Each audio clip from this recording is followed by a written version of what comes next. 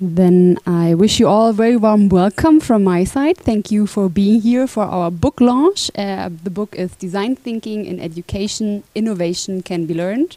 And we are very happy to have now this book launch in English here to also invite our online community and the broader international community. And with that, we will start by some opening remarks from our editors. And with that, I will invite here to the stage Professor Dr. Christoph Meinel and Dr. Timm Krohn, who are our editors for this little book, and also are the managing director of the HPI and the HPI Academy. Welcome. Thank you. Thank you. Yeah. Very welcome to this presentation of our book, but we are only the editors. Also, there's a chapter in, but it is a book with a lot of experiences described about design thinking as teacher, design thinking in a project, design thinking for students in the different places in the world.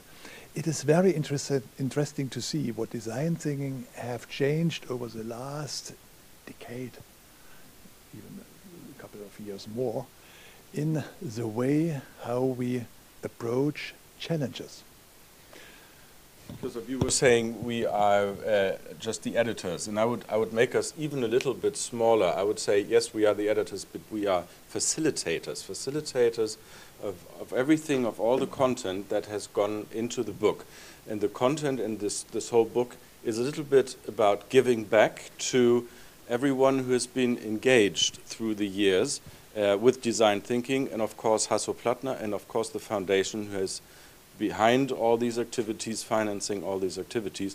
And we have such a broad span of activities that have developed and come up and are creative throughout the last 15 years. Yeah. And 15 years we can say because we've just last week we have been celebrating the D School, Potsdam HPI D School's 15 years of existence, so 15th anniversary, but there's much more than the D School, of course. There's much more than the D School, but of course here in HPI, and we are in HPI, we are on the D space, the D School was our flagship in the design thinking cosmos of the Hasso-Plattner supported activities around the world. And the idea was HPI, Hasso-Plattner-Institut for Digital Engineering. This is for educating digital engineers. So young people which are specialists in all these digital technologies. So the question was from the very beginning, why we need a D School here in such a technical institution. And there are several reasons, and in the book different authors describe how important it is in such an abstract discipline like digitalization, where one can not touch things. When one designs new IT systems, it's so difficult to find a common concept and a common architecture, because if architect creates a house, then people stand around a model and everyone, even a non-specialist, can say, oh, I like to have a bigger terrace or larger windows or other things. With IT systems, it's not possible. The other thing is, with design thinking, the human values come back to the center. In IT, in particular in the first years, first decades, the people were happy to create new technical effects. And the people, they have to learn how to use it. Now, the situation has changed. We have to look what the people are needed to solve this task, to work here, and we have to design the systems, particularly in our case IT systems, in a way that they support the humans, so that not the humans have to learn what the IT developer did. No, the IT developer have to look how people work, what they need, how to create, and to design this. And the D School helped for our students to develop, for our scientific, for our PhD students, even for our professors, to look under this angel to the world and to create IT systems, digital systems, exactly with this in mind, that it should be human-centered. The to help people to develop a little bit of an appetite for the book, I believe it's interesting to outline what different activities there are in the, I would call it, HPI design thinking cosmos, because there are a few. You were mentioning the D-School, of course. There is much more to it. Also last week, we were seeing here the Hasso-Plattner Design Thinking Research Program. What was that about? So again? when we created D-School here, so D-School, there is a methodology to bring interdisciplinary teams together, to teach them the iterative approach of design thinking, to teach them fast prototyping, to have haptic artifacts to discuss about problem solutions. And so Hasso, from the very beginning, said, oh, we have to accompany this practice with the students, with scientific investigation, whether we really can prove that interdisciplinary teams come with better ideas, come with better problem solutions. We look for the proofs. Is it really true that you can find innovative solution better in an open environment instead of, say, a classroom? And then he is from the foundation. They supported the Stanford University. You know, also the Stanford University has a D-School, the first D-School. This year is 17 or 18 years old. And the HPI. And on both sides, about 15 researchers could work on scientific investigations about the reals behind design thinking. And because of all the findings from all these years, and I think the program was started in 2009. In 2009. So and all the findings from all these projects, 8 projects from Stanford side, 8 projects from HPI side, each year funded by the Hasso-Plattner Foundation, all the findings in the end went into books. So we have a series of books with everything that has happened, and that's just incredible, because this was not only IT. At HPI side, it was IT focused, but in Stanford, it was open to everything, neuroscience, for example. So very interesting. And how many books have been published so far? In the moment, the 13th book was published. This was a report of all the research projects from last year. Not the scientific reports. The scientific submissions were sent to conferences. It was about a report for anyone who is interested about design thinking. So it's the 13th, and next year we will get the book from the reports of the projects which were run in this year and finished now in October in this year. So D-Schools? D-Schools, 2005 in Stanford, 2007 in Potsdam, 2008, I would say, the research program, and in 2009 we saw the creation and the founding of the HPI Academy, and the HPI Academy being the organization for doing professional trainings, because as you can imagine, the D-School is for the young people, and the foundation gives money to educate the young people, but there was so much need from big companies and middle companies and organizations from all over the world to say, what is this new stuff, design thinking? What are you doing here? How can we learn this? Do you teach this? So we incepted the HPI Academy, which has been running ever since, and I think we've trained more than 20,000 professionals so far in design thinking, worked together with 3/4, 75% of the German DAX companies, and have a wide network of around about 250 partners that we work together with to be able to do this. And this took it internationally, and we were talking earlier about the approaches, the international approaches, D-Schools International. Yeah, and this was one of the important development tasks done by the Academy and by the D-School to help people in other states to create their D-School. And we start, I think, first was Malaysia. the D-School in Kuala Lumpur. There was a 5-year program to design such a D-School. There was a program to educate teachers. And it was interesting for us to see that in a completely different cultural environment, design thinking works. There need to be done some adaptation, but the magic of bringing people together and creating empathy and looking for human values, this works, I think, all over the world. And we had the experience with some places. Yeah, and it's not only been these D-schools all around the world, but of course different activities internationally. And we've been seeing so many of them, and taking into account that we had so many other design thinking activities, we felt in a way responsible to be a uniting factor for all these international approaches.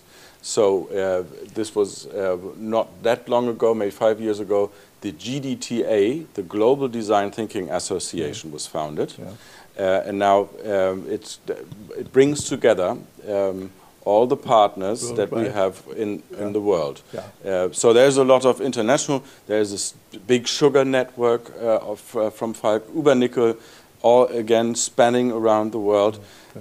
So a lot. And we hope that the book covers most of it. Yeah.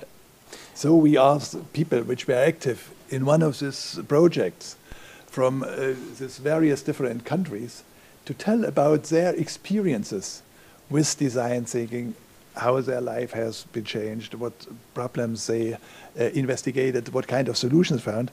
So it's very interesting to see this comprised in one volume. So it fits for all.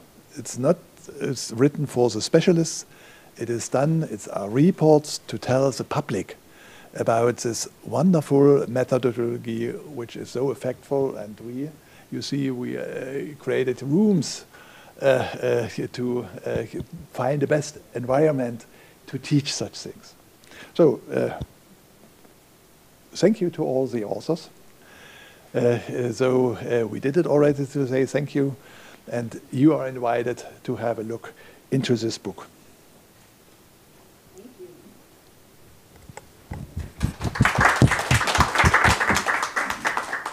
Thank you.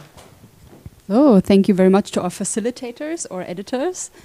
And maybe just to give a little bit of a deeper glimpse into the book, so it was already mentioned that it's really also a huge international community that we have. So that means in this book we actually have 30 authors from all over the world contributing in over 18 chapters.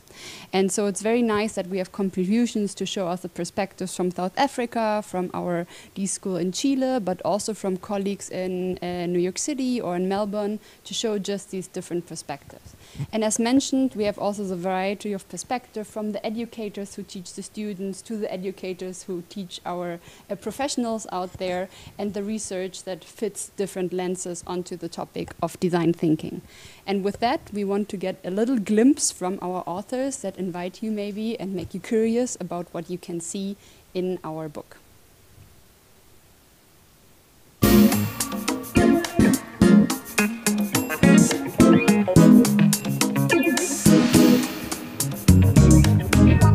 Hi, my name is Mana Taheri. My name is Jan Koch. I'm Annie Talbot. We're the Research to Impact group at the Hasso-Plattner-Institut in Potsdam. This chapter is all about design thinking in massive open online courses. This is a chapter on the certification program for design thinking coaches. Design thinking for leaders, leading innovation and agility. My book chapter is about walls, furniture and people, spaces in design thinking in theory and practice. It appears that there may be one key rule which underlies transformation processes. Think big, use your common sense and start with what you have at your disposal.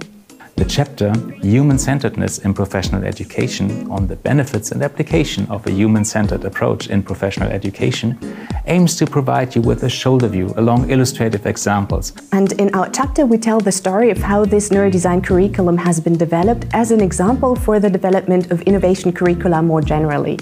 So our neurodesign team has by now developed 9 different courses that all focus on different innovation skills. And now we took these design thinking immigrants and turned them into extraordinary coaches.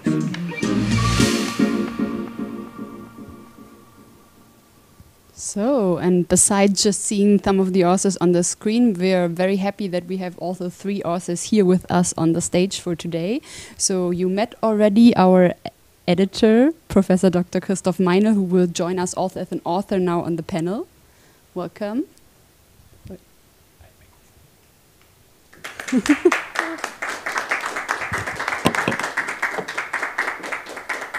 And after they organize the microphones, he will be joined by our lovely senior researcher, Julia Fontin, who has a special interest group also around neurodesign, as I was mentioned already. Welcome to you as well.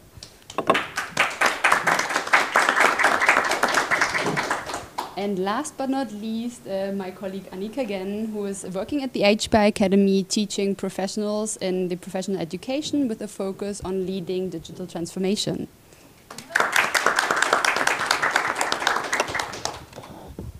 So, let me start with one question maybe to Julia. Julia, you co-authored a chapter together with Professor Meinel, and there you mentioned already in the video a bit that you also focused on the question of what can design thinking bring to digital engineering students. So giving back that question, what can design thinking bring to digital engineering students? Hopefully a lot.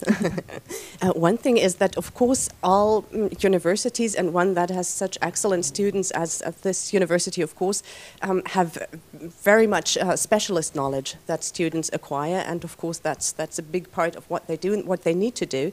And then when it comes to developing solutions for the real world, a big challenge is to look beyond the boxes provided by the disciplines, and that includes, of course, the interdisciplinary teamwork, but it also includes gathering inspiration of what's worthwhile to develop in the first place. As we've been hearing about it, this user perspective, what do people really need? So all of these things would be something that is not taught specifically in this very detailed engineering education necessarily. So it's very important to have experiences and facilitation and education in that regard as well. So yeah, that's one of the major reasons why we're so fortunate to have design thinking education in addition to the discipline-specific education. Thank you. Professor Meinel, as we just mentioned, design thinking just celebrated 15 years here at the campus, so you have seen also a lot of development. Are there any things where you say like, hey, this is really a benefit I can share that design thinking brought to this institution, or maybe also a challenge that you had to overcome earlier to bring it to the HPI? So I think it's for the student a wonderful possibility to not only become specialists in digital technologies, which is the programs, the study programs, IT systems engineering, cybersecurity, digital health, which are taught here, so that they can get a more holistic view on the world. Not only to ask, what should I develop? No, they should be part also of the solution, thinking what could be what should we develop, how we should use our technologies. So typically we use also design thinking if someone from the partners came to HPI and say, oh, we have a challenge and we do not know how to solve it. You are, HPI is a famous institute, can you help us? For example, we had the task to develop a Schulcloud for all the digital platform for all the schools. And then it was very clear, we start with design thinking. So we invited pupils, we invited teachers, we invited people from the administration, we invited the IT people, and then sit together in a design thinking workshop to find out what are the functionalities we need first, how we should develop this, what is the right way to present this, and then the designer, the developers use this information, they start to implement something, and then they come back. Next design thinking workshop to evaluate what was developed, should we have some changes, should we do something in a different way, and what's the next functionality. So in the projects, and HPI has a lot of third-party projects in all areas of society. Particularly also in the field of health, we have this digital health study course. Design thinking brings a lot of activities in the question how we can use the medical knowledge to develop therapies, to develop tools. Also, I remember there was a pharmaceutical company that came, how we can help people which every time diabetes, which every time have to serve themselves so that they do not forget that they can have a nice life around, how to embed this. So it is a wonderful universal weapon to come with new solutions and with new tools. Now we got a little glimpse into how it's handled in the student education or what effect it might have on digital engineering student. We also have an expert here who does that, I say, to the grown-ups, to the engineers out there in the industry. Annie, what you just heard from your experience, what is the thing that you can share with us, how design thinking can benefit actually engineers out there in the industry who maybe their studies have been a while ago already? Yeah, so it's mainly the same, because engineers that start to study or finish their studies maybe have the same perspective on their field of work than also those who are actually working. But so it's about learning how to better collaborate, learning how to be more user-centered, learning how to learning how to iterate and learn and create prototypes. So these are basic functions of design thinking, I would say, that do also apply to me as an engineer who is working, by the way, I'm not an engineer, who is working in my job since 5 years, 10 years, or maybe 20 years. But there are two major differences between student education in design thinking and executive education or professional development in design thinking. When I'm coming here at the HPI to train design thinking, most of the times I have been working in a completely different mode for many, many years. And it's not that I love that mode. So I would come here and say, yes, we have to collaborate, because the things are so much easier when we speak together about something that we are doing, for instance, in the IT department, when we are developing or providing products to our internal customers. And yes, we have to make things more tangible in order to be able to communicate with our colleagues. And yes, it's really important to be more user-centered. But this is in competition. So all the things that I'm learning here as an engineer is in competition, or remains in competition to the modes of working that I already trained in my usual work. So the job in executive development is not just to teach design thinking, it's also to integrate business thinking, the usual way of thinking and working, with design thinking, and to make that something that works together. And this is, I think, the main difference, and this is also the reason why design thinking got such a huge evolution push, because it was used in companies, and because all of a sudden it was not just about producing innovations, products, isolated innovation islands, but about transforming entire systems.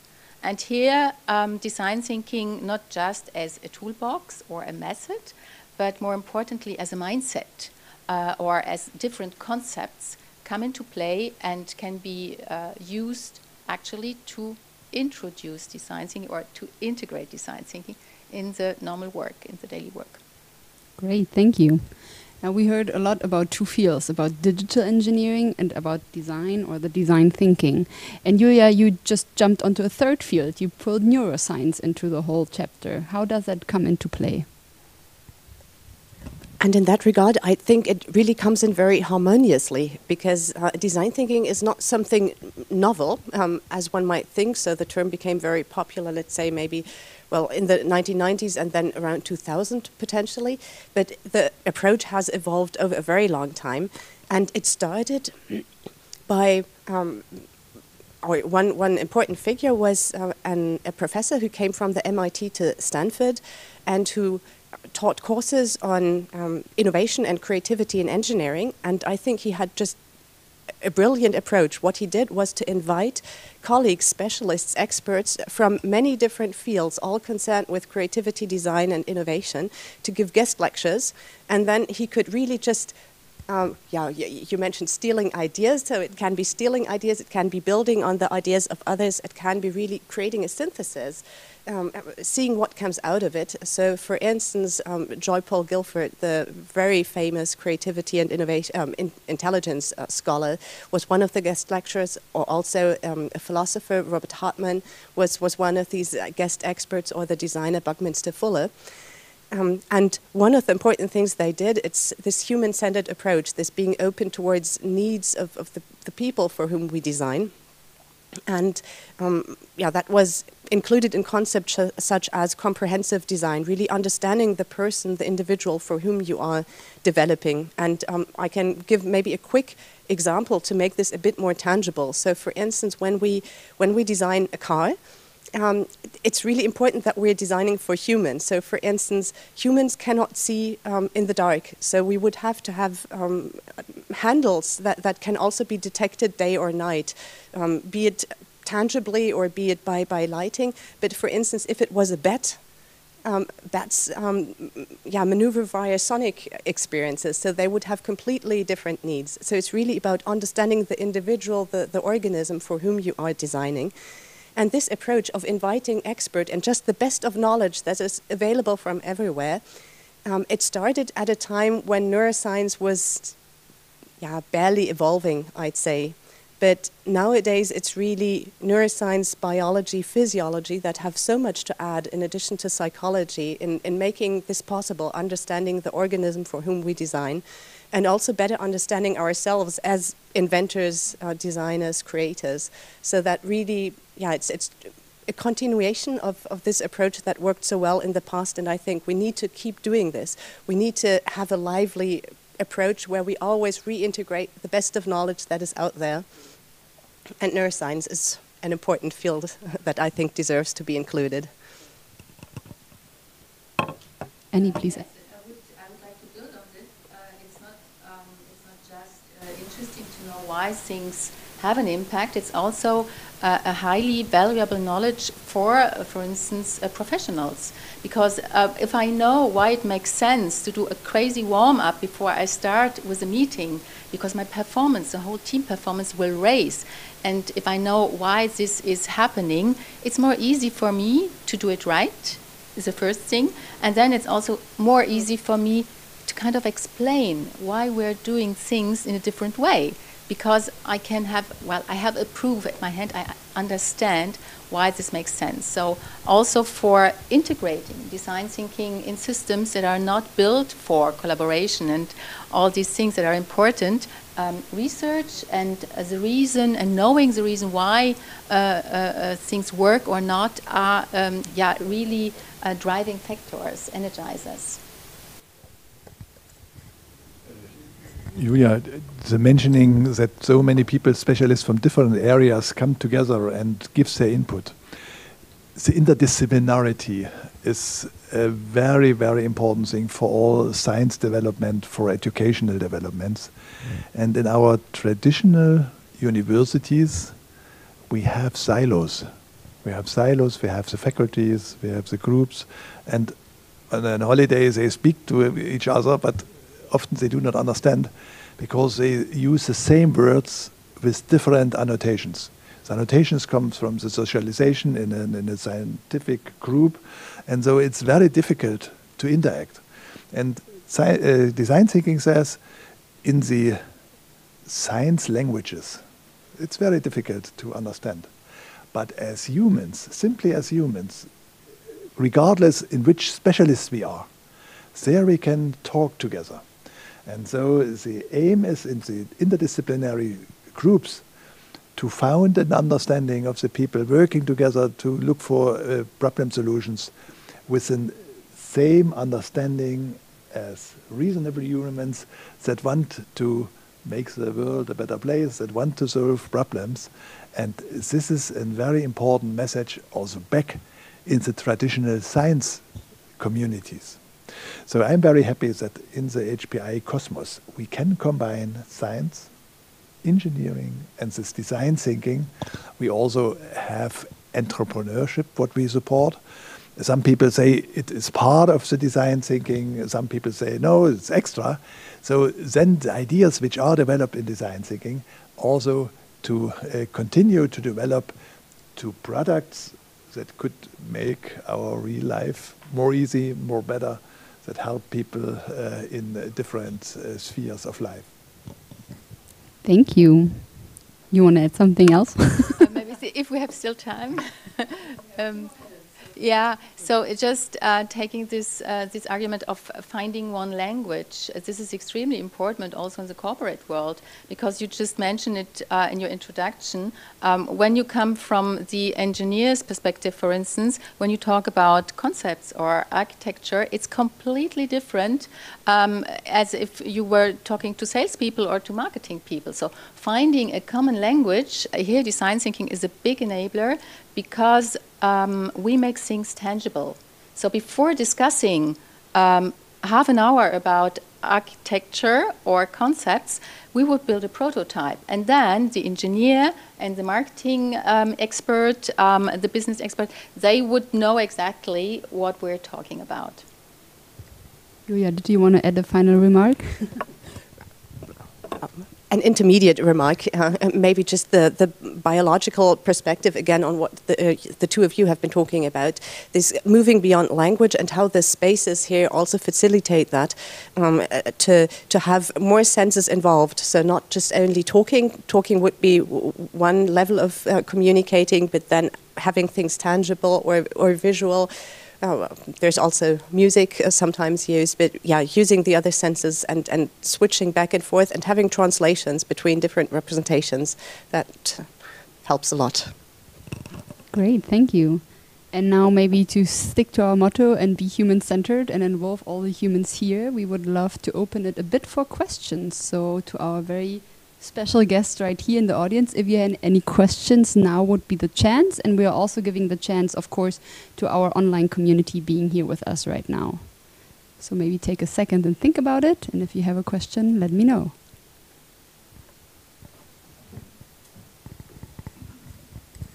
My name is Satoshi Sugahara from Kwansei Gakuin University in Japan. First of all, I would say the congratulations on your great outcomes of the publishing the papers. It's so impressive for me that you sum up all what you have done in the past 15 years. Thinking of your educations in here, we are always wondering what sort of student, for example, undergraduate, even the undergraduate student can be workable for applying the design thinking. Could you tell us more about your past experience, about your educational experience in here, in the D school? So we are very open. We are very open. In the Hasso-Plattner-Institut, we offer bachelor courses, master courses. We have a lot of PhD students, and with all are invited, and all the students take part in the design thinking activities. So there are big projects running over one semester, big educational units running over one semester. There are short ones for a week, for example. There are topic-oriented ones. Annie told you that even for the adult education, it is a very important tool. And we also in HPI have a children's academy. And also in the children's academy, we have design thinking units. And the children's are happy. And sometimes it is said when you see the materials what's used, that this real creative modus, this is actually the children modus. So one goal is also to bring adults, to bring students and professionals in such a children's innovative, curious modus to look with creative eyes to the world and come up with new ideas for services, for products, for ideas. Maybe to add on that, sorry, from my side, I think it also depends on your goal. So what we see in our international community is, for example, I think the university in Santiago de Chile, they decided to run one course for the first semester. So the moment the students enter the university, to create this common mindset of creativity so they can take it into their studies. On the other hand, we see, for example, in our D school here, that a lot of students here come after their bachelor's or even after the master's, because then they could build their own expertise, and then they could use the expertise from the different disciplines to bring them together in the project for the interdisciplinarity that was mentioned here. So I think there are different approaches, maybe depending also on your goals. But you wanted to answer as well. Just building on your perspectives. So, of course, that's very, very important. Something we've seen that extremely sophisticated solutions, they often do require expertise, and not only in one discipline, but from an interdisciplinary team. So from that perspective, it's really helpful to have people who have this knowledge and expertise. And on the other hand, as you mentioned, with the first semester projects, or with the Children's Academy, and we've also done an experiment in a high school here at Potsdam with more than 100 students from a 10th grade, also measuring very carefully how it works, and it worked extremely well. So probably wherever you you go and start, it makes sense either way, and one can get benefits either way. We of course hope that the educational system will change a bit towards this project-based approach and this more creative spirit and open and beyond the boxes, because the children, they train so much the mindsets, and when they come here to the university, very often it's that they have practiced for years and years this very, very narrow inside-the-box probing. So we would also like to see more, even at schools. But of course, any time is a good time to start with this approach. Thank you. Do we have online questions? Yes, we have one question, actually to our special guest from Japan. The question is, how did you observe cultural differences in the approach between maybe how you would do it in Japan and that was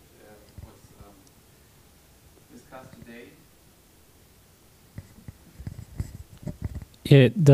For the design thinking type of the education, we haven't seen that often in some education site over in Japan. So it's quite new way, but at the same time, we know that this kind of new methodologies of educations from US, D school from Stanford is quite famous. But at the same time, when we travel around in Europe to visit some of the universities in here, we also found that the big differences between the D school in US and Europe. And some of the professors in here in Europe, they say, for example, in terms of the year of the student, it doesn't work for undergraduate students because they are irresponsible. They are too young. Yeah, so they apply this kind of design thinking only for the postgraduate student over master student. Yeah, and so we are wondering because in Japan we want to introduce this kind of new methodology for undergraduate student, and wondering there are any good example in the rest of the world.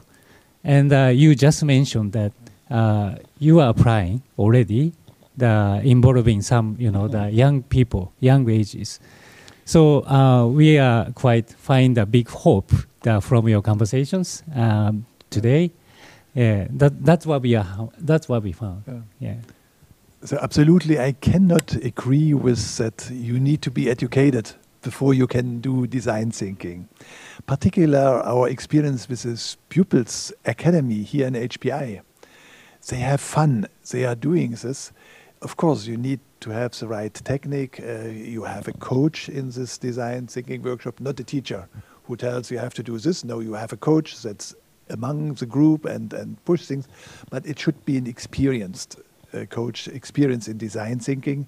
So we have a lot here in HPI in the D school as well in the academy. And when we help to establish D schools in other universities, the main task is to educate the coaches and educate the personnel. So it is not that you can take a book to say, oh, first I have to do this, next that. No, it's a way to work with a group, to allow people to open themselves, to find a common language, to challenge the people. So don't worry, you can start in the kindergarten with design thinking. Thank you. And I think it adds also to a discussion we have been seeing also at the conference where the question is, are you looking at the innovation, so the output of the design thinking, the project outcomes, or are you looking at the humans, the innovators, the people working with design thinking, and are maybe also measuring their development and their mindset shift? And I think that goes back a little bit to maybe irresponsible means they didn't finish all the project results, but maybe they still learned a lot and the project results come later. So I think that's also a perspective or something we have seen in the international community as a discussion point, and maybe there are just some different perspectives on that. Maybe I could add just a little bit of a scholarly reflection on this observation that it's so important to train the personnel and why that is. So in terms of research, that would be metacognition that needs to be very well trained. So it's rather easy to have a book and then see the how to do something. But the why is so important, because the how, then you're off as soon as the method doesn't quite work, or even one doesn't quite see whether it works or not. But if one understands very much based on experience why one would apply the method, or when to apply it and when to maybe also switch and change the rules or something, that's really the point when you can facilitate creative projects in a more professional way. Great, thank you very much. And with that, let's give a hand to our very great authors who made the way all around here today. Thank you.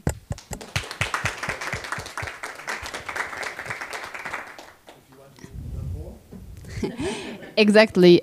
We have one more small thing for you. We want to finish by showing you again a short glimpse from all the other authors who also have some more words for you.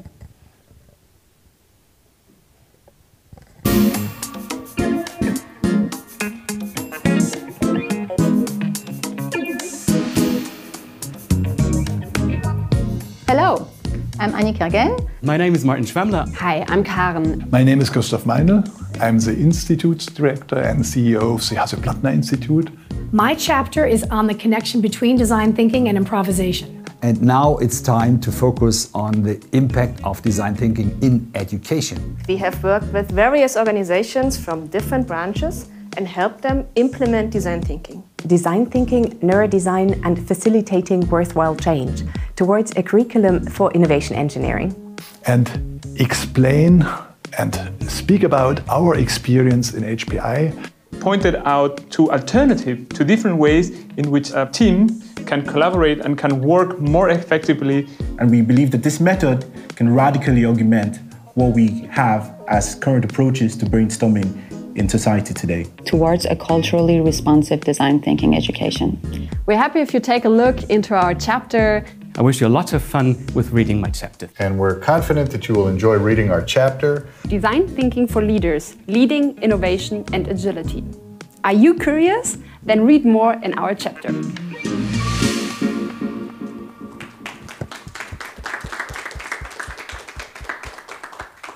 So I will repeat my final words. Are you curious? Read more in the book. And thank you very much for being here today with us, whether it's in presence or online. And I hope you enjoyed it. And I hope you will have a look into our nice book here. Thank you.